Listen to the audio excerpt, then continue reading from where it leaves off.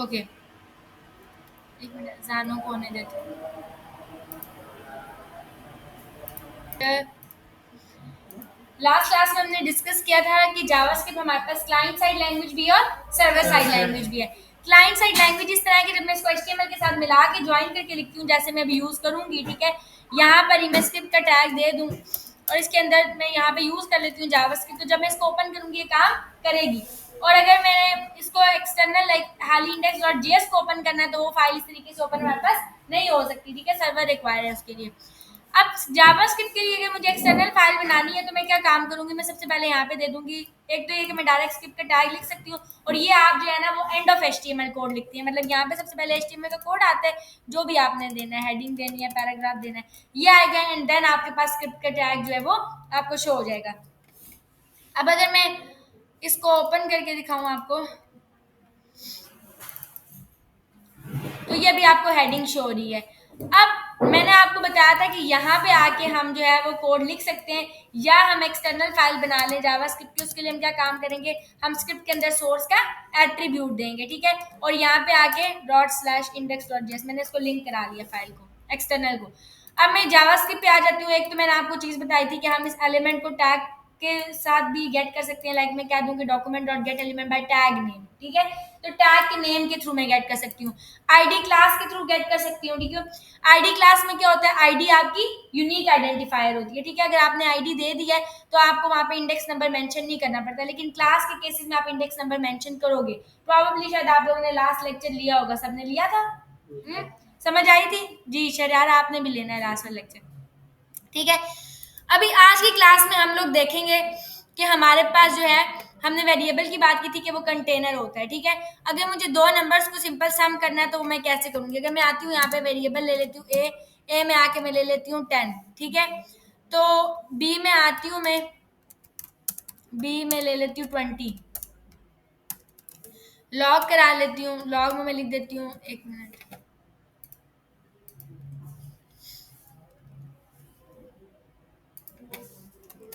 Some of A plus B is, ठीक है, ए plus B. अब मुझे बताएं कि मैंने आपको लास्ट क्लास में बताया था जब मैं इसको सम करूंगी, मैं आके इसको रीलोड करूंगी और इंस्पेक्ट कर लेती हूँ, कंसोल पे चल जाते हैं। सम ऑफ ए प्लस बी क्या आ रहा है, 30 आ रहा है। इसकी रीजन क्या है, इसकी रीजन ये है कि ए भी मेरे पास जो है वो आपके पास जो नंबर डाटा टाइप है, ठीक है, और बी भी। अगर मैं आके इसको ऐसे लिख लूं, इसको मैं स्ट्रिंग बना दूं, अभी ये स्ट्रिंग बन गया मेरे पास, अब क्या होगा, ए और बी सम होगा, नहीं होगा, 10-20 इस तरह ज्वाइन होकर आ जाएगा। उसकी रीजन ये है कि मैंने आपको बताया था कि हम कभी भी इन्वर्टेड कोमास के अंदर यानी कि एज अ स्ट्रिंग नंबर को नहीं देते। नंबर को, या अगर आपने वेरिएबल को कॉल करना है, जैसे मैंने ये वेरिएबल कॉल किया, इसको कभी भी हम इन्वर्टेड कोमा में नहीं देंगे, इन्वर्टेड कोमा में खाली स्ट्रिंग होगी। अब हमने आज की क्लास में अगर ऑपरेटर्स को डिस्कस करना है, हमारे पास डिफरेंट किस्म के ऑपरेटर्स होते हैं, ठीक है। हमारे पास होते हैं अरिथमेटिक ऑपरेटर्स,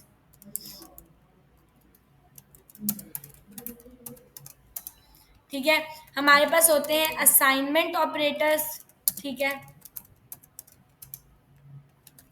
हमारे पास होते हैं कंपैरिजन ऑपरेटर्स,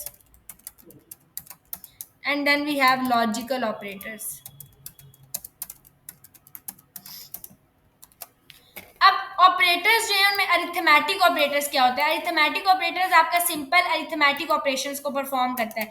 फॉर एग्जांपल मैं यहाँ पे दे देती हूँ वेरिएबल ए और बी हमने वैसे भी दिया हुआ है, मैं लॉग करवा लेती हूँ, मैं क्या देती हूँ, ए प्लस बी, ये मेरा क्या है, अरिथमेटिक ऑपरेटर है, ठीक है। मैं यहाँ पे आ जाती हूँ और मैं आके इसको सम करवा लूंगी, तो ये आपको दे दिया उसने 30। सिंपल अरिथमेटिक ऑपरेटर्स में आपके पास माइनस भी हो जाता है, ए माइनस बी, तो ये माइनस कर देगा इनको, ठीक है। इसी तरह अगर आपने मल्टीप्लाई करना है तो मल्टीप्लाई में आपके पास इस तरह स्टैरिक का साइन आता है, आप स्टैरिक लगाते हो, ठीक है, ये इनको मल्टीप्लाई कर देगा दोनों नंबर्स को। और अगर आपने डिवाइड करना है तो आप इस तरह बैक स्लैश लगाते हो, जो कि डिवाइड के लिए होता है, ए डैश बी स्लैश बी, ठीक है, ये आ गया। ये सिंपल अरिथमेटिक ऑपरेटर्स हैं। फिर आपके पास आ जाते हैं असाइनमेंट ऑपरेटर्स। असाइनमेंट ऑपरेटर्स कैसे काम करते हैं, मैं यहाँ पे कह देती हूँ for example A plus is equal to 2। अब A plus is equal to 2 क्या काम करेगा, ए के अंदर 2 को ऐड करेगा, ए के अंदर 2 ऐड हो जाएगा तो क्या हो जाएगा 10 है ए में 10 में 2 ऐड किया क्या हो गया 12 हो गया, और वो 12 ये फिर ए को असाइन भी कर देगा तो ए की वैल्यू अपडेट हो जाएगी 10 से क्या हो जाएगी 12 हो जाएगी। तो एट अ टाइम यानी कि वैल्यू असाइन भी करता है और ऐड भी करता है, ठीक है। अगर मैं आज यहाँ पे रीलोड करूँ तो ये देखें 12 बार है। अब ये एक्चुअली इस तरीके से काम कर रहा है, अगर मैं आपको यहाँ पे आके बताऊँ ये a is equal to a plus 2 ये ऐसे काम कर रहा है, समझ आ गई। तो ये आपके पास इस तरह काम करता है। अब अगर मैं यहाँ पे आ जाती हूँ, ठीक है, ऊपर वाली स्टेटमेंट को रहने देते हैं और मैं यहाँ पे आके कह देती हूँ नेक्स्ट पे लॉग करवा लेती हूँ, मैं कह देती हूँ a minus is equal to 4। मुझे बताएं आउटपुट क्या आएगी?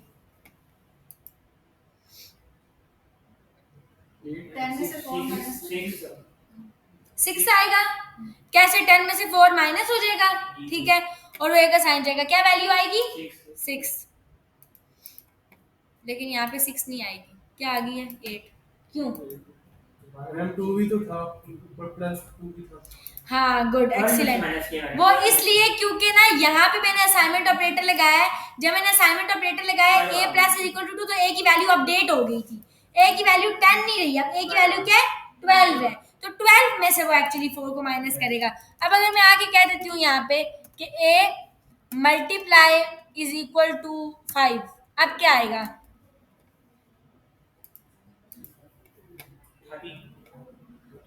30 आएगा।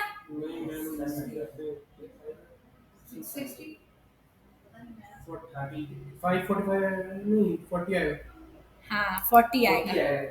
ये 5 8 क्या होता है 40 होता है। तो वो बेसिकली बताने का मकसद ये था कि वैल्यू क्या हो रही है अपडेट हो रही है और फिर वो उसके ऊपर ऑपरेशन परफॉर्म कर रहा है। तो जहाँ पे आप असाइनमेंट ऑपरेटर लगाओगे वहां पे वो वैल्यू को असाइन भी करेगा, वो वैल्यू वो नहीं रहेगी ओरिजिनल वाली। फिर आते हैं कंपैरिजन ऑपरेटर्स। कंपैरिजन ऑपरेटर क्या काम करता है, ये आपको कंपेयर करता है दो वैल्यूज को। फॉर एग्जांपल मैंने कहा कि यहाँ पे मैं कह देती हूँ कि ए लॉग करा लेती हूँ a equal equal to B. मुझे बताएं कि क्या a और b इक्वल है? a की वैल्यू अभी क्या आ गई है 40, b की वैल्यू क्या है तो 20 और 40 इक्वल नहीं है, तो ये आपको कंडीशन क्या दे देगा फॉल्स।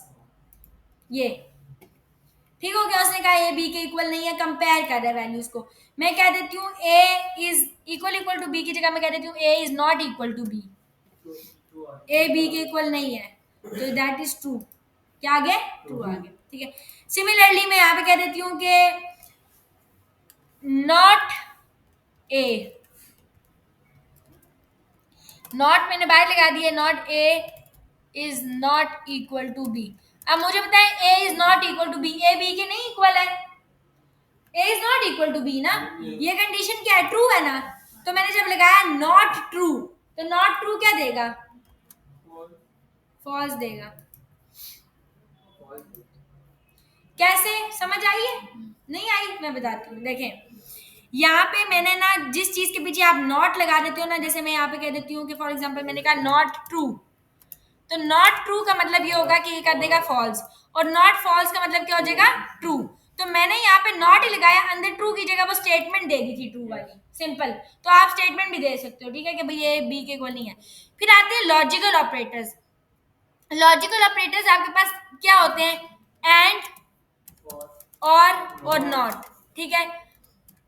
वैसे तो बहुत सारे होते हैं, नॉट नॉट कौन से होते हैं जोर ऑपरेटर्स जो होते हैं वो फिर डीएलडी में आता है, डिजिटल लॉजिक। इसमें आपके पास यूजुअली 3 ऑपरेटर्स होते हैं एंड और नॉट।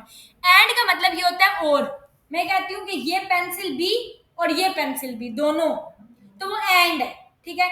मैं और के केस में कहती हूँ या ये माउस या ये, तो एक भी हो तो चलेगा, ठीक है। लेकिन मैं एंड के केस में कहूंगी ये पेन भी चाहिए ये माउस भी चाहिए, इट मीन्स कि मुझे दोनों की रिक्वायरमेंट है, ठीक है। और नॉट के मतलब कि मुझे नहीं चाहिए तो सिंपल नहीं चाहिए, ठीक है। तो एंड के केसेस में दोनों कंडीशंस का ट्रू होना जरूरी है। अगर बोथ कंडीशंस ट्रू होंगी तो आउटपुट में क्या आएगा ट्रू आएगा। और के केसेस में अगर एक भी कंडीशन ट्रू हो जाएगी तो क्या हो जाएगा ट्रू हो जाएगा। नॉट के केसेस में जैसे अभी हमने ऊपर लगाया नॉट ट्रू तो फॉल्स, नॉट फॉल्स तो ट्रू।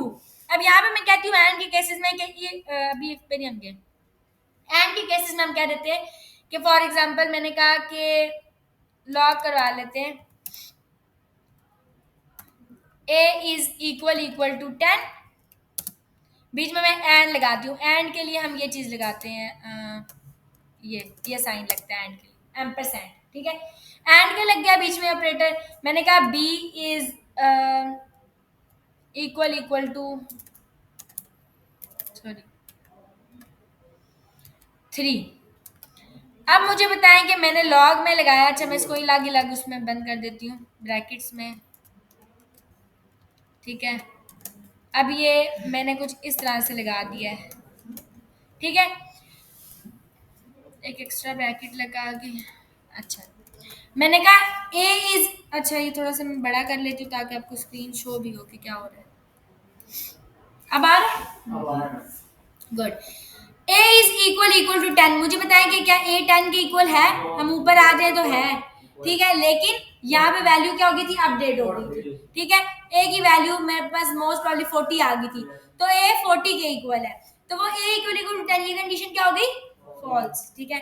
बी इक्वल टू 3, क्या बी 3 के इक्वल है, नहीं, तो मतलब ये कंडीशन भी फॉल्स है और ये कंडीशन भी फॉल्स है। तो मैंने कहा कि जब दोनों ट्रू होंगे एंड के केसेस में तब वो ट्रू रिटर्न करेगा, तो अब ये दोनों फॉल्स हैं, तो आउटपुट क्या आएगी, फॉल्स। ये आ गई फॉल्स। अब मैं यहाँ पे कह देती हूँ फॉर एग्जांपल के ए इक्वल टू 40। अब मुझे बताइए ये कंडीशन ट्रू है, कैसे, सेकंड वाली वैल्यू 40 थी ना, ये है, ठीक है ना, नहीं नहीं, हाँ वो तो ठीक है, मैं इसकी बात कर रही हूँ, ए इक्वल टू 40, ये कंडीशन ट्रू है, बी इक्वल टू, ये कंडीशन क्या है, फॉल्स है, एक ट्रू है और एक फॉल्स है, तो एंड के केसेस में दोनों ट्रू होंगे तब ट्रू रिटर्न होगा, तो यहाँ पे क्या हो जाएगा, आउटपुट में फॉल्स आ जाएगा, ठीक है, फॉल्स रिटर्न करके दे देगा। अगेन ये भी अभी मुझे फॉल्स ही देगा। ट्रू किस केस में देगा, जब मैं दोनों कंडीशंस को ट्रू करूंगी। मैं आगे कह देती हूँ, इसी के पीछे मैं नॉट लगा देती हूँ, and not B equal to 3, तो वाकई अभी ट्रू होगी, दोनों कंडीशन ट्रू हो गई हैं, तो अभी आपने क्या कर देगा, ट्रू रिटर्न कर देगा। ये हमारे पास 4 किस्म के ऑपरेटर्स होते हैं, arithmetic, assignment, comparison and logical operators. फिर आपके पास, हमारे पास स्टेटमेंट्स होती हैं जिसको हम बोलते हैं इफ एल्स कंडीशन स्टेटमेंट्स, ठीक है। हमारे पास हम बोलते हैं कंडीशनल स्टेटमेंट्स होती हैं जिधर कंडीशन लगती है, ठीक है। कंडीशनल स्टेटमेंट्स में हमारे पास आ जाती है इफ एल्स की कंडीशनल स्टेटमेंट, हम दे देंगे इफ हो तो ये कर दो block of code execute, otherwise else में ये block of code, line of code execute कर दो। तो यहाँ पे हमारे पास इफ और एल्स में ये आएगा कि इफ अगर ये कंडीशन ट्रू है, मतलब अगर ये ट्रू है तो वो चेक करेगा यहाँ पे जो भी आपने कंडीशन लगाई है, इफ इट इज ट्रू तो वो ये ब्लॉक ऑफ कोड क्या करेगा, एग्जीक्यूट करेगा। अगर ये हो जाता है फॉल्स, फिर वो एल्स की स्टेटमेंट में चला जाएगा। फिर आपके पास ये भी होता है कि आपके पास मल्टीपल, जिसको हम बोलते हैं लैडर एल्स स्टेटमेंट्स होती है, मल्टीपल इफ एल्स स्टेटमेंट्स होती हैं, वो हम यहाँ पे दे सकते हैं, जिसमें हम कह सकते हैं एल्स इफ, मजीद हम else if, multiple else if लगा सकते हैं, ठीक हो गया। अब यहाँ पे मैंने लगाया इफ, अगर तो ये कंडीशन होगी ट्रू तो वो ये ब्लॉक ऑफ कोड एग्जीक्यूट करेगा, इधर मूव ही नहीं करेगा, सिंपल इसको आउटपुट दे देगा, दैट्स इट। अगर ये कंडीशन हो जाती है फॉल्स तो वो किधर जाएगा, एल्स इफ पे जाएगा, वो ये कंडीशन चेक करेगा कि ये कंडीशन ट्रू है या फॉल्स। अगर ये कंडीशन ट्रू है वो ये कोड एग्जीक्यूट करेगा, अगर ये कंडीशन फॉल्स है तो वो अगली लाइन पे मूव कर जाएगा, ठीक है। इसी तरह चेक करेगा, अगर कोई भी कंडीशन ट्रू नहीं होगी लास्ट में वो क्या रिटर्न करेगा, एल्स प्रिंट कर देगा। तो फॉर एग्जांपल मैंने यहाँ पे कंडीशन दे दी है कि इफ, मैं कह देती हूँ कि if A is greater than, ठीक है, ग्रेटर देन इक्वल टू 45, ठीक है, तो लॉग करवा दो ए इज ग्रेटर देन 40, ठीक है। एल्स इफ मैं कह देती हूँ कि अगर ए लेस देन या इक्वल है 45 के, ठीक है, तो यही हम करवा देते हैं, ए इज लेस देन 40, ठीक है। एल्स इफ मजीद में कह देती हूँ कि ए इज लेस देन 40 या लेस देन 45 करते हैं, तो यहाँ पे सिंपल कर देंगे हम लेस देन 45, और ये मैं कह देती हूँ कि लॉग करवा दो, जिसमें मैं क्या लिख देती हूँ, एंड ऑफ लूप, अब मुझे बताएं आउटपुट में क्या चीज़ एग्जीक्यूट होगी। सबसे पहले हम आ जाते हैं इफ़ की कंडीशन पे। इफ़ की कंडीशन में आ रहा है A is greater than equal to 45। क्या ए ग्रेटर और इक्वल है 45 के? अब मुझे बताएं ए हमारे पास क्या था, ए क्या था 40। मुझे बताएं 40 क्या ग्रेटर या इक्वल है 45 के? ना 40 इक्वल है 45 के, ना उससे ग्रेटर है। तो यहाँ पे क्या हो गया, ये कंडीशन तो सीधी सीधी होगी गलत। वेल इफ पे आ जाएगा ए लेस देन इक्वल टू 45। ए 40 है, ए 40 जो है वो लेस देन और इक्वल टू 45। 40 इक्वल नहीं है बट लेस है, ये कंडीशन क्या होगी, ये ट्रू होगी है। नेक्स्ट पे आते हैं a is less than 45। a 40 है, 40 इज लेस देन 45, कंडीशन क्या होगी, ट्रू होगी। तो ये कंडीशन भी ट्रू है और ये कंडीशन भी ट्रू है, ठीक है। एल्स तो बता एग्जीक्यूट करेगा जब कोई कंडीशन ट्रू नहीं है, मतलब मेरी ये दो कंडीशन ट्रू हो गई हैं। तो आउटपुट में क्या आएगा, a इज लेस देन 40 या less than 45? a is less than 40 आएगा। उसकी रीजन क्या है कि ये हैं कंडीशंस दोनों ट्रू हैं, लेकिन a इज लेस देन 40 इसलिए आया है क्योंकि लाइन बाय लाइन एग्जीक्यूशन होती है। वो जब आएगा ये कंडीशन उसको ट्रू मिलेगी तो वो यहीं पे क्या कर देगा, स्टॉप कर देगा, ब्रेक कर देगा, आगे मूव ही नहीं करेगा, ठीक है। Next line of code execute ही नहीं करेगा। तो ये हमारे पास कंडीशनल स्टेटमेंट्स होती हैं जो कि इस तरीके से काम करती हैं। अब हमने देखा है कि ऑपरेटर्स क्या काम करते हैं और कंडीशनल स्टेटमेंट्स क्या करती हैं। अगर मैं आती हूँ, मैं आपको कहती हूँ कि यूजर से ले लें, मतलब आप यूजर से लें नंबर, ठीक है, और दो नंबर्स को सम करें, तो आप क्या काम करोगे, आप ले लोगे वेरिएबल ए नहीं, मैं कह देती हूँ इनपुट 1 या वैल्यू 1, VAL 1 दे देते हैं, ठीक है। वैल्यू 1 मैंने दे दिया है, या कि मैं कह दूंगी कि विंडो डॉट प्रॉम्प्ट, मैं यहाँ पे कह देती हूँ inter value, inter first value या फर्स्ट नंबर। वेरिएबल लेती हूँ एक और वैल्यू 2 के नाम से, उसमें मैं आके कह देती हूँ कि विंडो, बताती हूँ विंडो डॉट प्रॉम्प्ट, जैसे अलर्ट होता है ना वैसे जनरेट करेगा और कहेगा कि भाई नंबर इंटर करो, यूजर से नंबर लेगा बेसिकली, ठीक है। अब मैं कहती हूँ इंटर योर नंबर 2। अभी आप देखेंगे क्या काम करेंगे एक्चुअली। मैं आपको कह रही हूँ इन दोनों का सम करवा दें। मैं कहूँगी the sum of value 1 and value 2 is, यहाँ आके मैंने कोमा लगाया और मैंने कह दिया कि वैल्यू 1 प्लस वैल्यू 2। अब मुझे बताएं वैल्यू 1 में मैंने कहा है कि window dot prompt inter first number, ये यहाँ पे आएगा, मैं आके इसको रीलोड करती हूँ, ये मुझसे लेगा प्रॉम्प्ट, ये है विंडो डॉट प्रॉम्प्ट जो मैंने दिया है, ठीक है।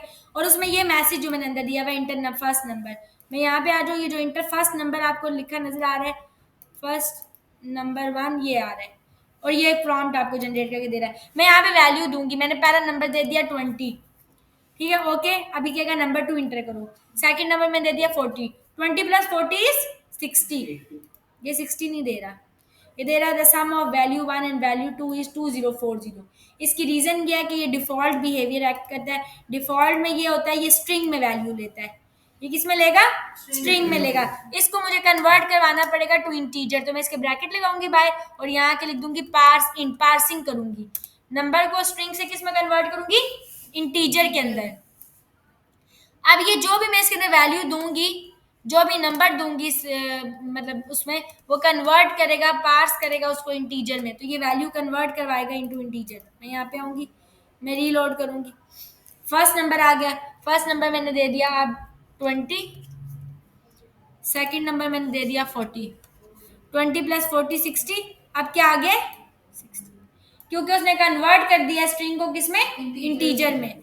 तो ये आपके पास है, और आप विंडो डॉट प्रॉम्प्ट की जगह सिंपल प्रॉम्प्ट भी लिख सकते हैं, सिंपल प्रॉम्प्ट भी यही काम करता है। अगर ये हटा दूं, मैम प्रॉम्प्ट और अलर्ट में क्या डिफरेंस होगा? प्रॉम्प्ट एक जस्ट वैल्यू लेता है, अलर्ट अलर्ट जनरेट करवाता है प्रॉपर, ठीक है। 23 ले लिया, 24 ले लिया, अब आपके पास क्या है 47, मतलब वो तब भी वैल्यूज आपको ले रहा है, यूजर से वैल्यू ले रहा है। तो यूजर से अगर आपने नंबर लेना है, मैं आपको कहती हूँ नंबर लें फ्रॉम यूजर, तो आप इस तरीके से लोगे। फिर आपके पास आ जाते हैं फंक्शंस का कॉन्सेप्ट, ठीक है। फंक्शंस हमारे पास, हम या इवेंट जो है वो हम कॉल करते हैं, किसी भी चीज के ऊपर हम कर सकते हैं किसी इवेंट को कॉल, ठीक है। फॉर एग्जांपल मैं कहती हूँ कि यहाँ पे मैं आती हूँ, मैंने आके ले लिया एक बटन। बटन में मैंने कहा सम, ठीक है, सम का बटन है। अच्छा, इसको तो कैंसिल कर देते हैं, मैं इसको भी ना कमेंट कर देती हूँ।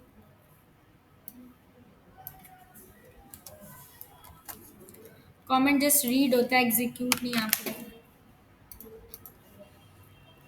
ठीक है, ये आ गया आपके पास सम का बटन। अब मैं चाहती हूँ कि मैं सम के बटन के ऊपर क्लिक करूँ तो वैल्यू आ जाए। फॉर एग्जांपल इस तरह का कोई स्टेटमेंट है कि मैं यहाँ पे नंबर ले लेती हूँ, ठीक है, मैंने यहाँ पे ले लिया एक बटन, बटन की वैल्यू दे देती हूँ 1, ठीक है। मैं दूसरा आके बटन ले लेती हूँ, उसको दे देती हूँ +,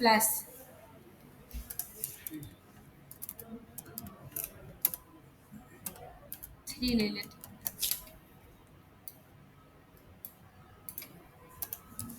फिर एक बटन ले लेती हूँ जिसको इक्वल दे देती हूँ। ये कुछ इस तरह आपको शो होगा, 1 + 3 = सम। अब मैं चाहती हूँ कि ये 1 और ये 3 ये सम हो, जब मैं सम के बटन पे क्लिक करूँ और यहाँ पे सम की वैल्यू आ जाए, मैं कुछ ऐसा चाह रही हूँ, ठीक है। तो आप क्या काम करोगे, सबसे पहली चीज तो ये है कि आप इस नंबर 1 को गेट करोगे और आप नंबर 3 को गेट करोगे और एक वेरिएबल में इनका सम कराओगे, फिर उस वेरिएबल को आप इसके क्लिक के ऊपर क्या करोगे, कॉल कर दोगे। तो पहली चीज तो ये है कि मुझे 1 लेना और 3 लेना है, तो 1 ये रहा जो बटन 1 है, 3 ये रहा, मैंने दिया है button. If I get tag, मैं टैग के नाम से गेट करती हूँ बटन को। मैं यहाँ पे आती हूँ, मैं क्या देती हूँ, मैंने एक वेरिएबल ले लिया, बटन 1 दे देती हूँ। मैं यहाँ लिख देती हूँ document dot gate element by tag name, tag का नाम क्या है, बटन, ऐसा ही है। अब मैं अगर लॉक करवा लेती हूँ अपने बटन 1 को, ये क्या काम करेगा, ये सारे बटन्स गेट करके दे देगा, 5 के 5। मुझे कौन सा बटन लेना है, ये 1 वाला, सॉरी 1 वाला नहीं, ये तो इंडेक्स दे रहा है ना बटन्स के, यहाँ पे आएंगे, ये रहा 0 इंडेक्स पहला बटन, ये रहा 1 इंडेक्स। मुझे कौन सा, मुझे 1 को गेट करना है, 1 कौन से इंडेक्स पे, 0 इंडेक्स के ऊपर है, पहला बटन है, तो मुझे यहाँ आके इंडेक्स नंबर साथ मेंशन करूंगी विच इज 0। मैं कहूंगी 0 इंडेक्स वाले बटन को गेट कर लो, तो मैं अब यहाँ पे आऊंगी, आके रीलोड करूंगी, क्या हो गया, ये 1 आ गया, समझ आ गई, 1 वाला बटन गेट हो गया। अब मैं 1 के बाद, ये तो 0 इंडेक्स पे था, 0 1 2, 3 किस इंडेक्स पे पड़ा हुआ है, 2 इंडेक्स के ऊपर पड़ा हुआ है, तो मुझे अगेन सेम चीज लेनी है, इसका इंडेक्स चेंज करना है, जस्ट 2 देना है, इंडेक्स 2 दे देती हूँ और यहाँ पे बटन 1 के बजाय दे देती हूँ बटन 2, ठीक है। अब मुझे शो किस तरह होगा, मैं यहाँ पे लिख दूंगी BTN2 भी दिखा दूँ, कोमा लगा के। अब मेरे पास बटन 1 भी शो होगा, बटन 1 भी आ रहा है, 3 भी आ रहा है, पर मुझे 1 और 3 का कुछ नहीं करना, मुझे अंदर से वैल्यू लेनी है ये बटन की। तो ये आपका होता है, ये जो इनके दरमियान में ये हम देते हैं, इसको हम बोलते हैं इनर HTML या इनर टेक्स्ट, मुझे ये लेना है, तो मैं इसके साथ क्या लगाऊंगी, डॉट इनर HTML या इनर टेक्स्ट भी दे सकते हैं, ये देखें जो भी दें आप, इनर टेक्स्ट या इनर HTML। रीलोड करेंगे, ये आ गया, 1 भी आ गया और 3 भी आ गया। अब मुझे सिंपल 1 और 3 को सम करना है, तो मैं एक वेरिएबल बना लेती हूँ जो कि मैं क्या देती हूँ, सम के नाम से है, ठीक है। मैं उसमें दे देती हूँ BTN1 + BTN2, बटन 1 और बटन 2, और आउटपुट में ये सम कॉल करवा लेती हूँ।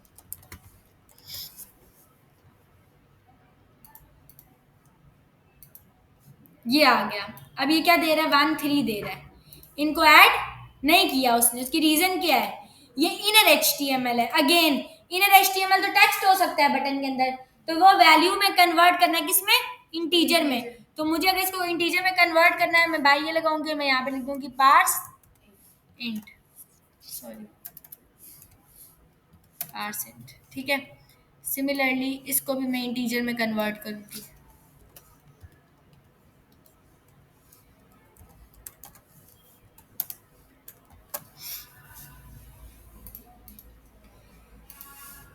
ये क्या आ गया, 4।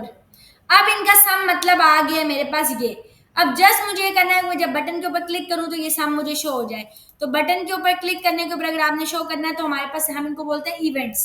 इवेंट्स क्या होते हैं कि बटन के ऊपर आपने अगर क्लिक करना है, कोई वैल्यू आपने चेंज किया है, ठीक है, आप हॉवर कर रहे हो, आप बाहर आके कहीं क्लिक कर रहे हो, ये सारी की सारी चीजें होती है, इवेंट्स होते हैं आपके।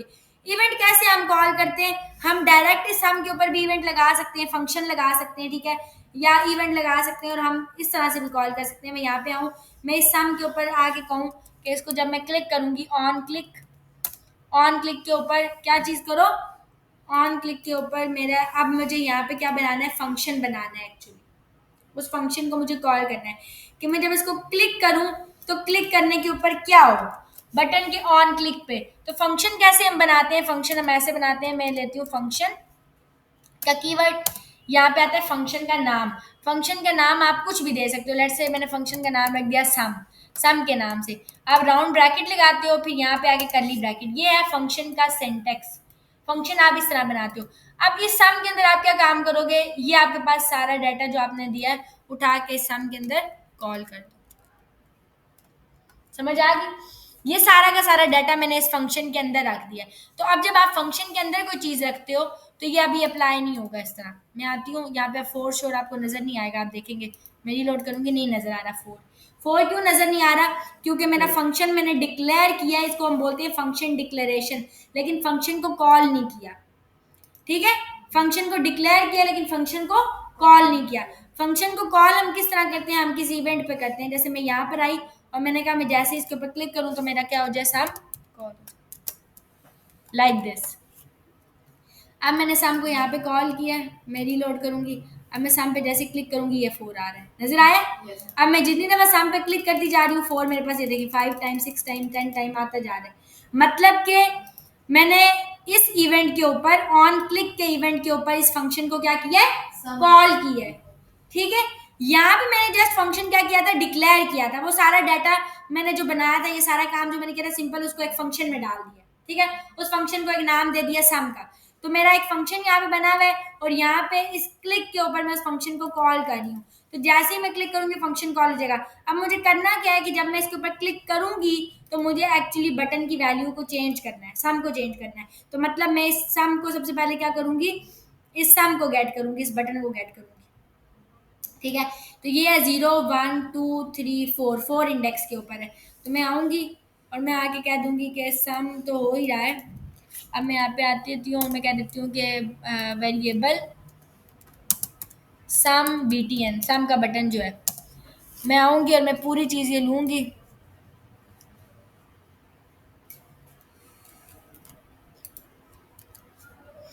ठीक है, अब इसको पार्सिंग भी करने की ज़रूरत नहीं है क्योंकि मुझे वैल्यू तो नहीं देनी। मैं सिंपल यहाँ पे आके ये कहूँगी कि ये सम बटन जो है उसको गेट कर लो। इसका इंडेक्स क्या था, 4। मुझे ये भी नहीं लेना।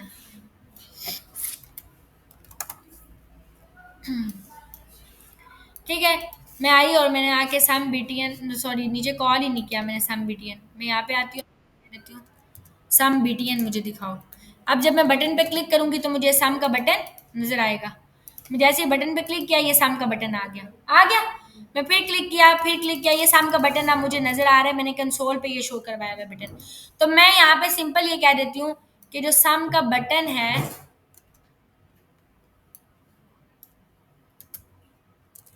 ठीक है, उसका जो इनर HTML है, इनर HTML क्या होगा, सम होगा ना, SC1 जो मैंने लिखा है वो किस चीज के इक्वल है, वो इस सम के इक्वल है। मैंने जैसे ही कहा कि इसका इनर HTML इस सम के इक्वल है, अब मैं आऊंगी, मैं जैसे ही बटन के ऊपर क्लिक करूंगी तो ये 4 होगा, नजर आया? तो मैंने इस तरीके से गेट करके उसके आउटपुट में वैल्यू शो करवाई है। अब फंक्शंस का क्या कॉन्सेप्ट होता है, ठीक है, अब ये मैंने क्लिक के ऊपर सारा काम करवाया है इसलिए मैंने यहाँ पे फंक्शन बनाया। सिंपल एक ये चीज़ दी है फंक्शन। फंक्शन को हम डिटेल में नेक्स्ट क्लास में पढ़ेंगे। फंक्शन हमारे पास डिफरेंट होते हैं, किस किस्म के, वो डिटेल हमें बाद में पढ़ेंगे। अभी फिर वक्त मैंने जस्ट आपको क्लिक के फंक्शनैलिटी का बताया और आपको ये बताया कि एक्चुअली अरिथमेटिक ऑपरेटर्स कैसे काम कर रहे होते हैं और कहाँ पे काम करते हैं। तो आज के दिन हमने ऑपरेटर्स को डिस्कस किया है, यूजर से इनपुट आप किस तरीके से लेते हो with the help of prompt ये देखा है, और कंडीशनल स्टेटमेंट्स को डिस्कस किया कि आपकी इफ एल्स की कंडीशनल स्टेटमेंट्स कैसे काम करती हैं। ठीक है, ये लैडर एल्स स्टेटमेंट्स कैसे काम करती हैं। अब आप लोगों का टास्क ये है, आप लोगों ने किस तरह से करना है। अगर मैं आपको कहती हूँ लेट्स से कि यूजर से 2 नंबर ले लें और उनमें से मुझे ये बताएं कि जो यूजर नंबर दे रहा है वो इवन है या ऑड है। आपको मैंने ये टास्क दे दी, तो आप कैसे करोगे वो काम? आप यूजर से इसी तरह से नंबर लोगे एज एन इनपुट, और फिर आप इस इनपुट के ऊपर जो है ना वो कंसोल पे चेक करोगे, कंडीशन लगा के पहले चेक करोगे इफ ये नंबर जो है वो इसका मॉडुलस जो है वो फुली डिविजिबल है, अगर 2 के साथ इक्वल इक्वल टू 0 आ जाता है तो वो क्या है, नंबर इवन है, एज ऑड है। इसी तरह के मैं आपको कुछ बना के दूंगी कंडीशनल स्टेटमेंट्स की और इसके रिलेटेड यानी कि जो है टास्क है, ठीक है, वो मैं असाइनमेंट आपके साथ अभी शेयर करूंगी, वो आप लोगों ने करके नेक्स्ट क्लास में मुझे सबमिट करवानी है, ठीक है, वो लाजमी करनी है। और अभी तक जितनी हमने चीजें स्टडी कर ली हैं इसको लाजमी करें। नेक्स्ट क्लास में हम बहुत इंपॉर्टेंट चीज पढ़ेंगे जो कि हमारे पास एरेज और ऑब्जेक्ट्स का कॉन्सेप्ट है, वो बहुत जरूरी है, सारी चीज बेस ही उस पर कार्य होती है ऑब्जेक्ट्स के ऊपर और एरेज के ऊपर, ज्यादातर जितनी भी प्रोग्रामिंग लैंग्वेज है, तो वो हम देखेंगे, ठीक है। तो यहाँ तक आप लोगों ने प्रैक्टिस करके लेकर नहीं, अभी किसी को समझ नहीं आई कोई चीज तो पूछ रहे हैं, अभी टाइम है जी, समझ आई है आप लोगों को? बाकी आई है, ठीक है। शरियार आपने भी ये लेक्चर्स लेने हैं दोनों, ठीक है।